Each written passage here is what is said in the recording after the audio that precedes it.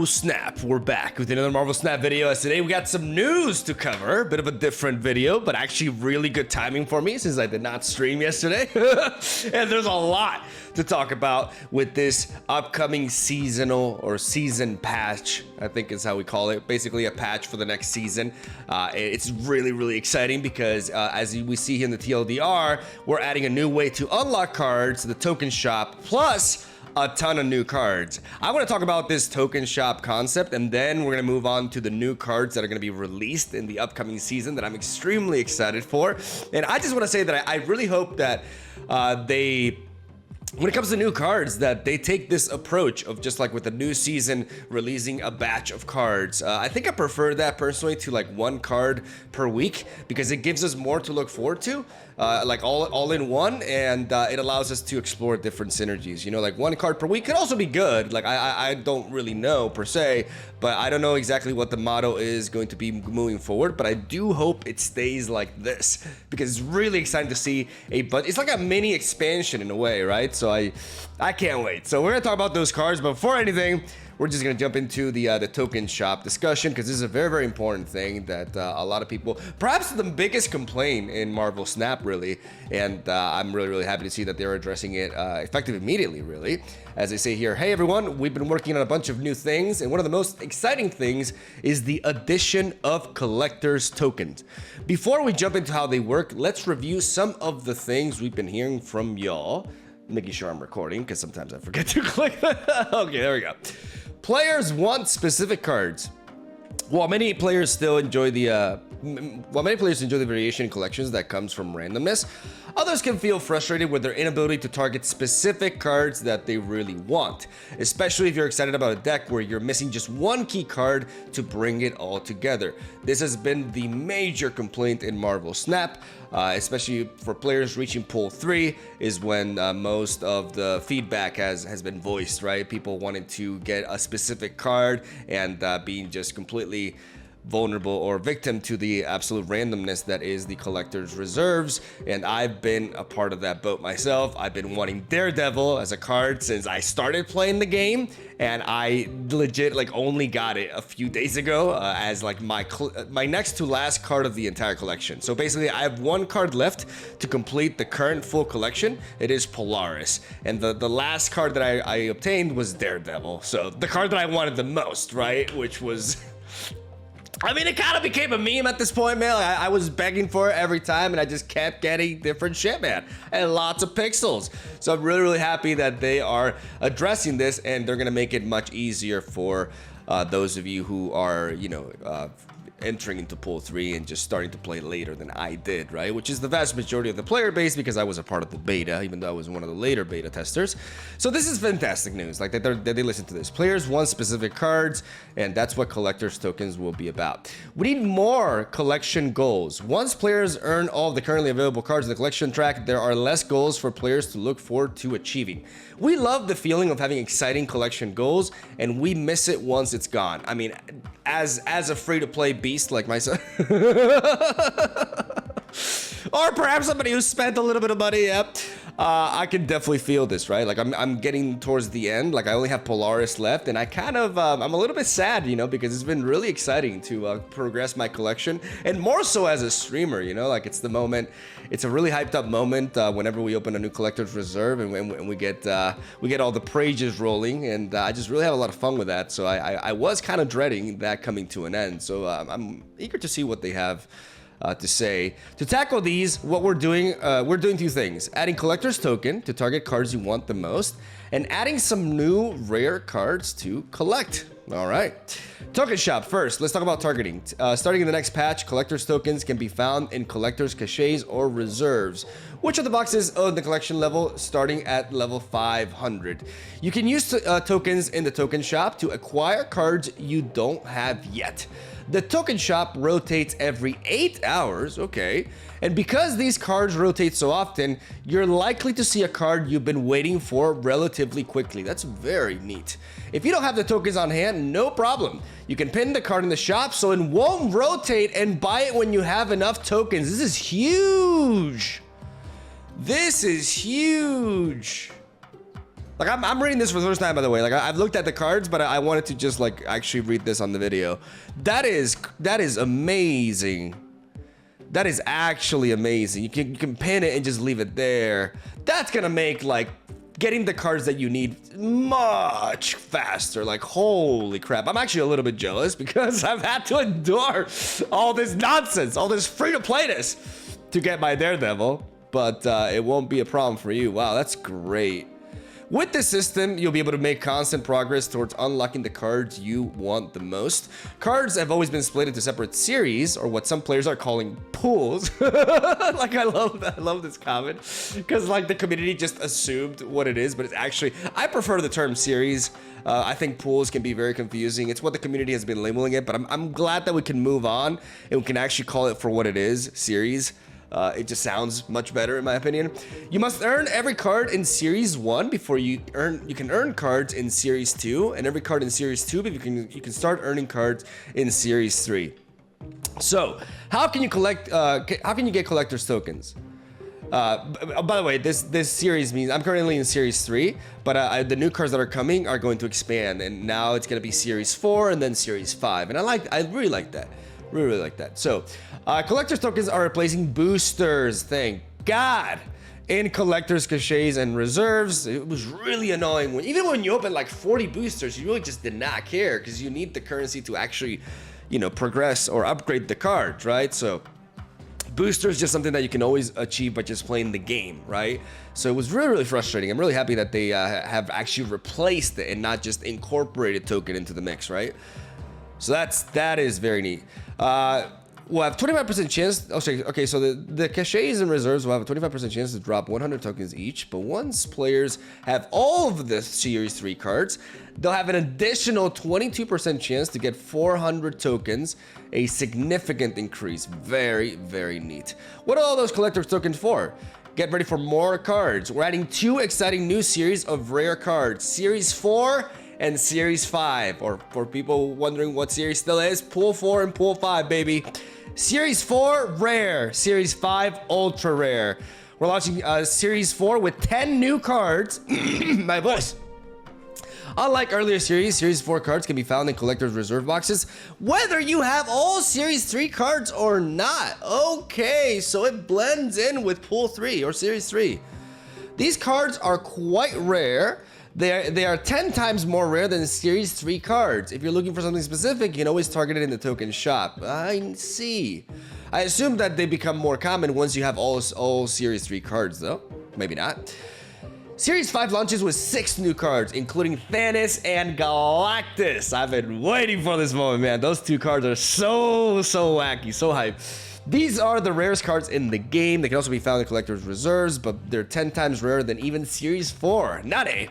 When we release new cards, or when Season Pass cards are no longer available in their Season Pass, they'll be temporarily added to Series 5. We don't expect players to get every new Series 5 card immediately, since not every card is going to be good or useful for every player. You have to decide which of these cards are worth saving collector tokens for.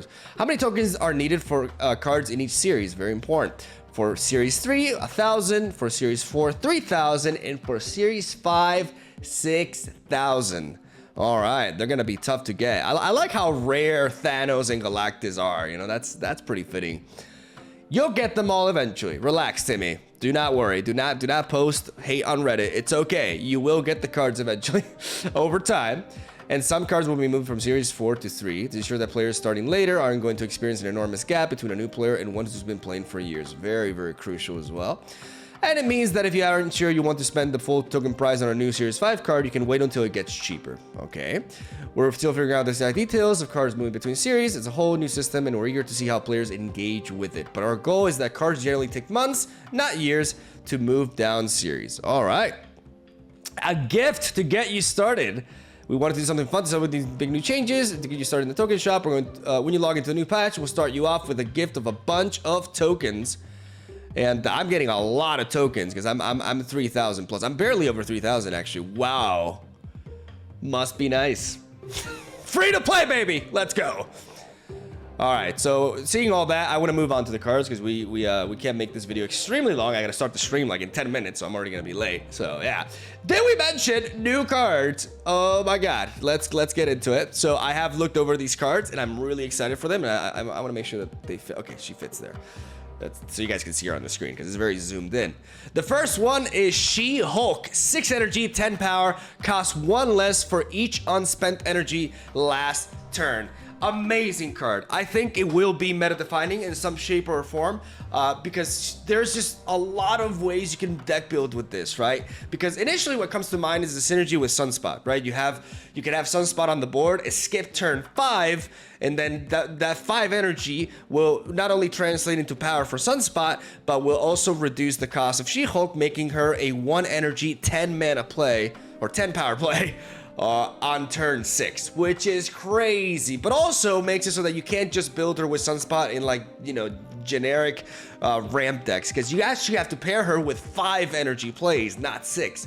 But it goes beyond that because you can also play her for 2 energy on turn 5 if you skip turn 4. I think SheHulk is going to make deck building really exciting around her because you're going to have to really figure out how your curve is going to work out and which turn ultimately you want to skip to get her to play cheaper, right? Because if, for example, if you skip turn 3, you skip 3 energy, then on turn 4 you can spend 3 energy to play 10 power, and you still have 1 more energy available. She just feels absolutely amazing, and if you build the deck properly and you're able to make up for that skip turn in one way or another, obviously Sunspot being the most obvious synergy, she's just gonna be nuts. I think she's gonna be really, really good, and it's gonna be also really fun to deck build around her. So really excited for SheHulk.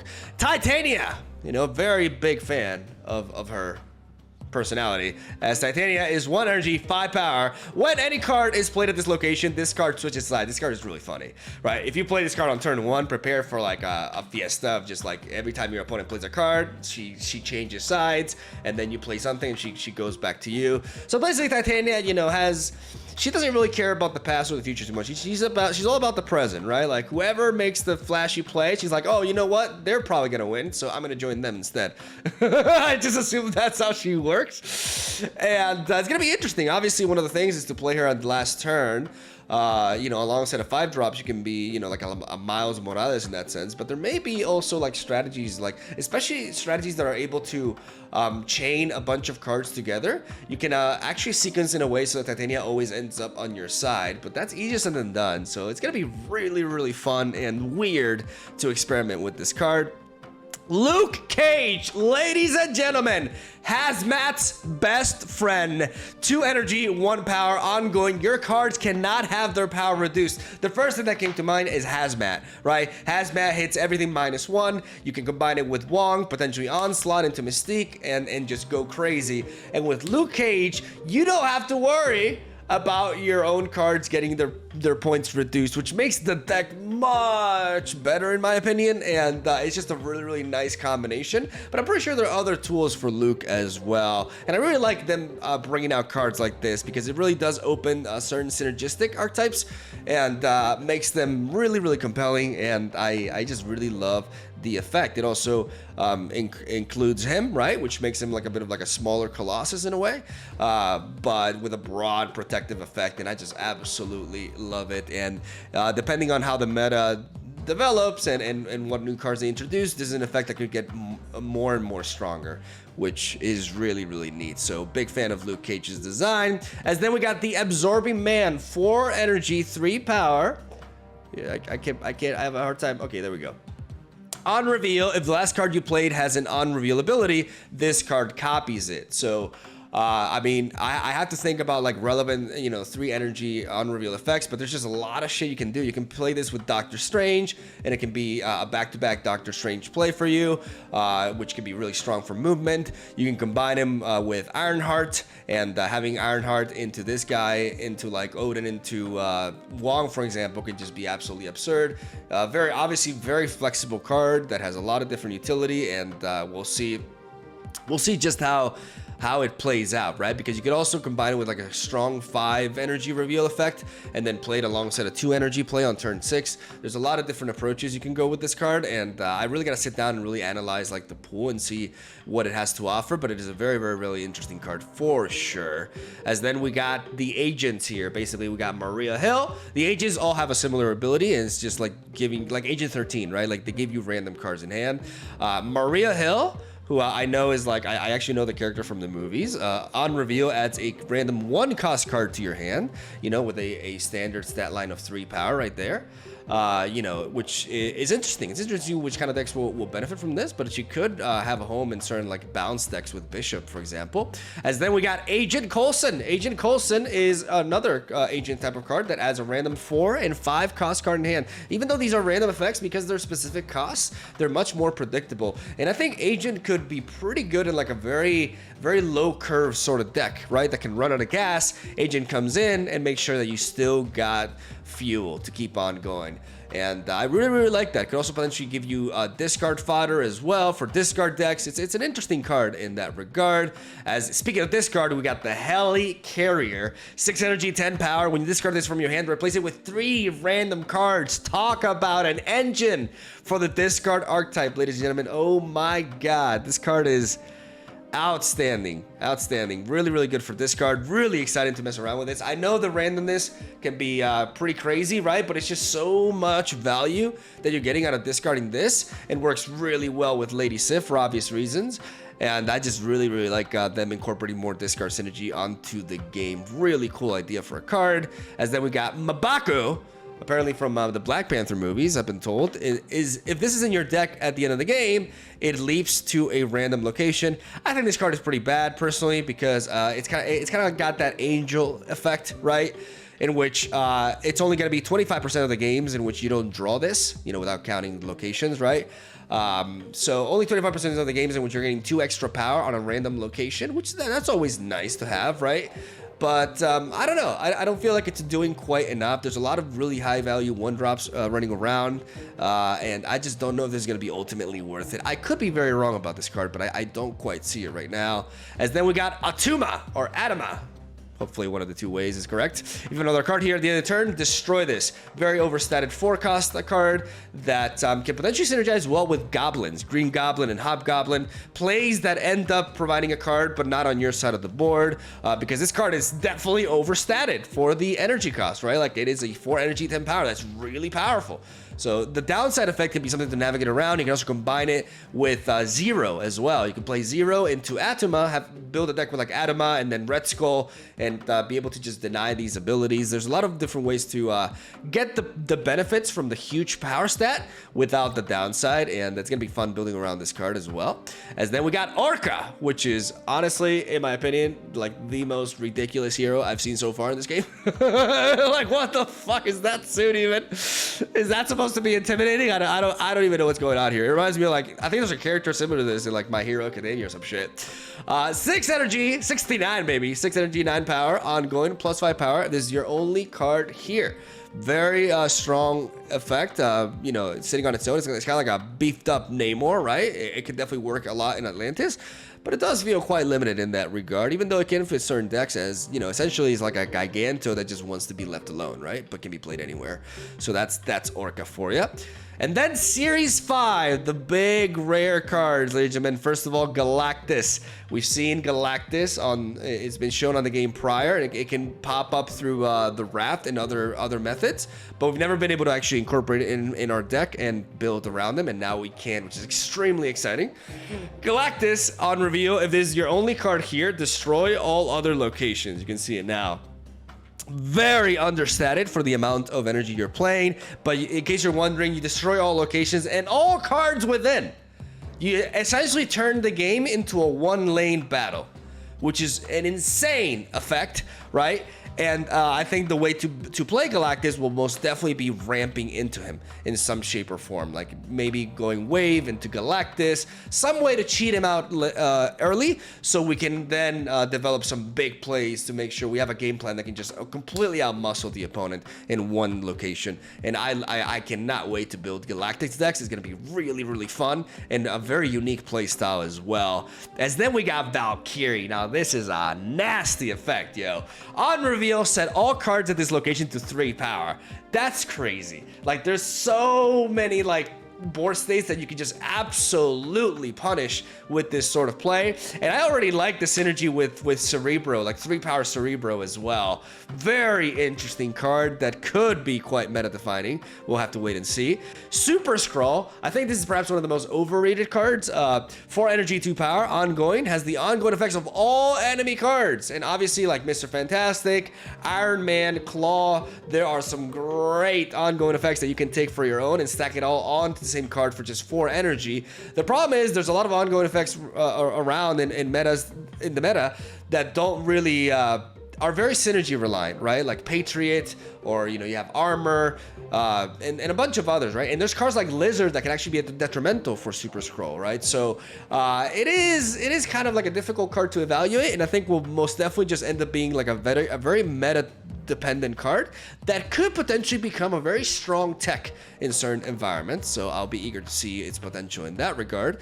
As then we got Shuri, 4 energy, 2 power, on reveal, double the power of the next card you play. Black Panther synergy, nutty. What? Wow, amazing. I would never have expected that. Obviously they work well together, but there's also a lot of potential for this card outside of that as well, with cards like Brood and Mr. Sinister and other, like combining her with other hand buff effects. You can get some insane value if you're able to combine the cards right, and I think this card will also make Nakia much better because of that. So really eager to experiment on that particular line. As then we got Bast, which is actually one of the most interesting cards for me. 1 energy, 1 power, you guys can see there, and it says on reveal, set the power of all cards in your hand. I probably should just like zoom out just a little bit so you guys can see it better. There we go, that's better. So very interesting effect. Converts all the cards, all the power of cards in your hand to 3, which is super interesting because you can run a specific deck that can have that can just benefit dramatically from this, like having low powered cards that actually get a boost. In a way, it's more hand buff without actually being direct hand buff, which I really like as a design, and I cannot wait to experiment with this card and see what kind of deck ideas we can come up with. Very excited for this one. As then, of course, we got your boy Thanos. Let's finish the video with this, as I am late to today's stream. What are you gonna do?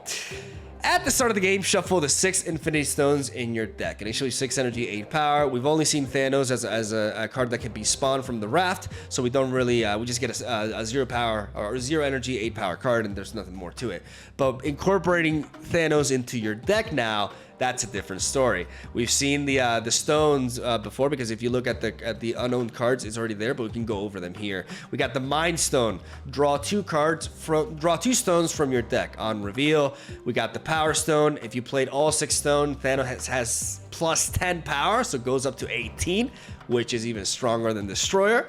And then wherever he is, doesn't have to be on the board, by the way. Reality Stone. Transform this location into a new one and then draw a card. Then we got the Soul Stone. Draw a card. Ongoing effect. Enemy cards here have -1 power. And then the Space Stone. On reveal, next turn you can move 1 card to this location and then you draw a card. As you guys can see, all of these stones replace themselves, right? Like they're adding cards to your deck, but they're not like rocks. Like when you play them, you're able to still cycle through your deck. Yeah, as you gain +1 energy with the Time Stone as well. I absolutely adore the design of Thanos. I also know that there is going to be a bit of a downside to the strategy, and that is that you have a limited of 12 slots in 3 locations in Marvel Snap, and these are 6, like you're occupying half of your locations potential slots with these stones alone, only representing 1 power. So it's gonna be tricky to build a Thanos deck without completely just over flooding your locations, right? Like you have to be mindful of that. So you cannot play Thanos in a Swarm deck, for example, unless you have ways of buffing them, because they do get buffed by Kazar and the likes, and they do have different power stats as well. So it's gonna be really interesting. It's not gonna be for every deck by any means, but yeah, building around Thanos is gonna be one of the most exciting things for sure. Like as soon as I get this card, I will go to crazy crafting with it, and I cannot wait. Overall, really excited for this package of cards. Really excited for the future and the direction of the design in this game. So far, I'm just a big fan of pretty much everything they're doing, and I think Marvel Snap has a very, very bright future ahead. And I'm just really, really happy to be streaming it, honestly. Like, I have a great time playing it, and I'm really, really excited for these cards, and really excited for the collector's tokens, and just, you know, good stuff from this patch. Very, very, just great read, and very eager to see what's next. So I'm gonna end it here. Thank you guys for watching. Stay tuned for daily Marvel Snap content. Hope you enjoy. Nothing, because I was just doing my outro for my regular video. Hope you enjoyed the video at least. And yeah, I'm gonna stop rambling. Thank you guys for watching. Stay tuned for daily content. I'll see you guys tomorrow.